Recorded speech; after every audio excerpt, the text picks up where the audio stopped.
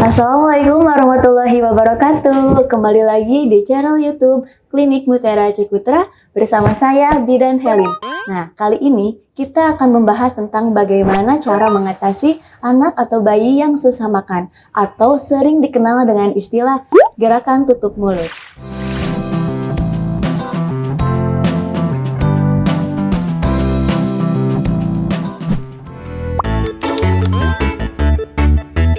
Penyebab anak mengalami GTM itu karena komposisi yang diberikan atau yang dikenalkan dengan kita itu tidak tepat atau tidak sesuai, teksturnya juga tidak sesuai, dan cara pemberiannya tidak tepat. Selain itu juga, bayi mengalami GTM itu dikarenakan karena sedang mengalami pertumbuhan gigi. Terus ketika anak juga sakit. Nah, kita langsung saja ke tips bagaimana sih cara mengatasi anak yang sedang susah makan atau yang mengalami GTM. Yang pertama dari kualitas makanan. Kualitas makanan itu harus diutamakan daripada kuantitas. Semisalnya kualitas makanan itu mengandung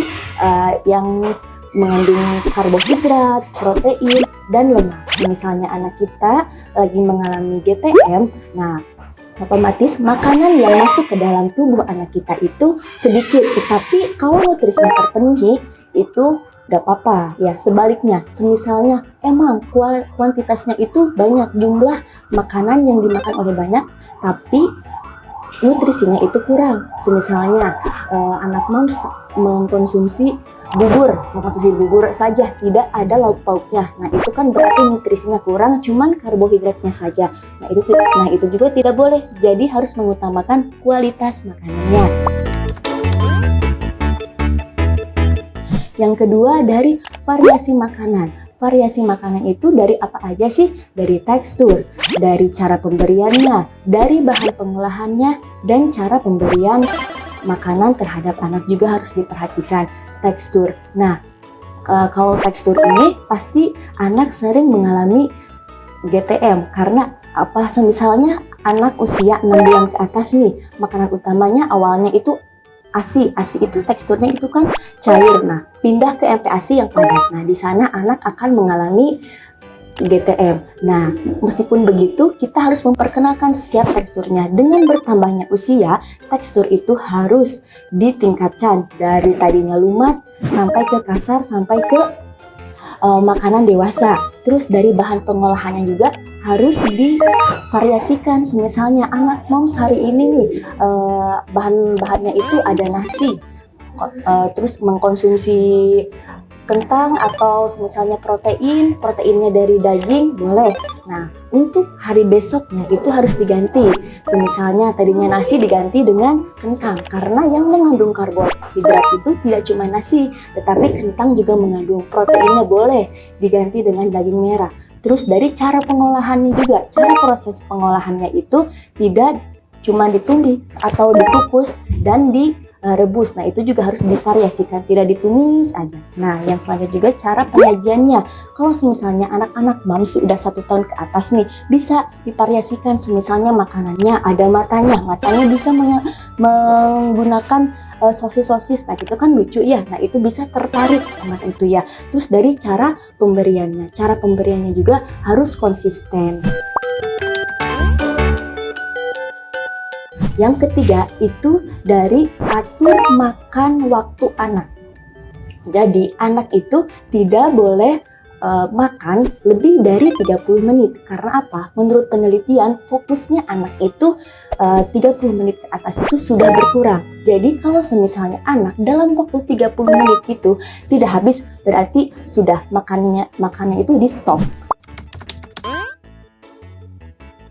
Selanjutnya dari snack, berikan anak itu snack berat.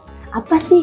Nah kan makanan utamanya itu kurang asupan kayak gitu. Nah kita berarti harus disiasati, berarti kita harus mengkonsumsi atau membuat makanan snack untuk bayi itu yang berat-berat. Misalnya apa? Misalnya kayak bola-bola abon. Jadi nasi itu dicampur abon terus dibentuk bola-bolanya. Nah itu kan akan tertarik. Jadi makanan itu harus tertarik, harus menarik, harus enak, dan harus bergizi tentunya ya. Terus yang selanjutnya, atur suhu makanan. Semisalnya kita juga kan kalau makan nih makanan yang dingin, kita juga kan nggak mau ya, tidak tertarik. Nah, sama halnya juga dengan bayi. Bayi juga kayak gitu, atau anak juga kayak gitu. Misalnya sudah dingin makanannya, itu akan berkurang tertariknya terhadap makanan kayak gitu ya. Selanjutnya, ajak bareng makan anaknya. Semisalnya kita juga kan kalau nonton mukbang nih moms, pasti kita juga tertarik gitu buat makan. Oh kok krauk-krauk gitu kedengar, enak banget sih kayak gitu ya. Nah seperti halnya juga anak seperti itu sama. Kalau misalnya secara Sundanya mah kayak bibita gitu ya moms ya anak kita itu. Nah itu boleh kayak gitu, nanti anak juga tertarik buat makan. Selanjutnya itu juga harus mengatur kurva, maksudnya bukan mengatur, jadi kita juga harus lihat kurva pertumbuhan anak. Jadi kan kalau moms juga pasti punya buku PIM kayak gitu ya. Nah di sana juga ada kurva untuk pertumbuhan dan perkembangan anak dari berat badan sama usianya juga. Nah kita juga harus perhatikan, misalnya anak kita tuh GTM terus ya misalnya. Nah, apakah berat badannya atau pertumbuhannya itu sesuai dengan kurvanya? Misalnya ada yang di bawah merah, di garis merah, berarti itu kan harus waspada. Atau berada di garis yang hijau, berarti itu baik-baik saja. Nah, semisalnya kurvanya kita perhatiin itu menurun terus, nah itu harus segera konsultasikan dengan dokter anak. Nah, yang terakhir nih, sama mom saya juga kan punya balita ya, ini mah buat kita aja, buat sharing aja, kita harus memperbanyak stok sabar.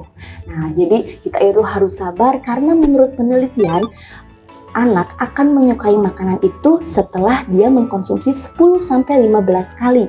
Nah, kita itu harus sabar, apalagi kan kita udah capek-capek buat, apalagi kan moms yang mempunyai baru anak pertama nih, pasti bingung ya, kita udah tutorial, udah di YouTube, tapi sama anak dilepehin, malah dihambur-hamburkan kayak gitu ya. Nah, kita juga harus banyak sabar.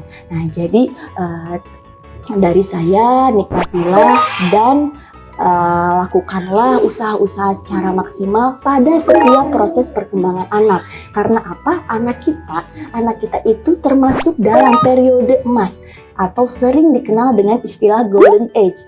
Nah, di mana disitulah perkembangan dan pertumbuhan anak itu sangat besar. Ya, sekian dari saya, mudah-mudahan apa yang tadi saya jelaskan, ini mah sharing saja, mudah-mudahan itu menjadi solusi dan bermanfaat buat moms, dan mudah-mudahan anaknya yang sedang mengalami GTM bisa segera teratasi ya.